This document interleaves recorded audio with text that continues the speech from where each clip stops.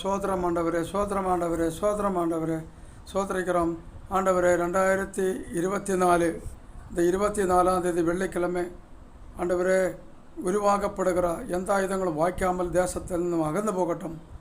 ஆயுதங்கள் வாய்க்காத போகட்டும். தேசத்தை பாதுகாத்துள்ளோம்.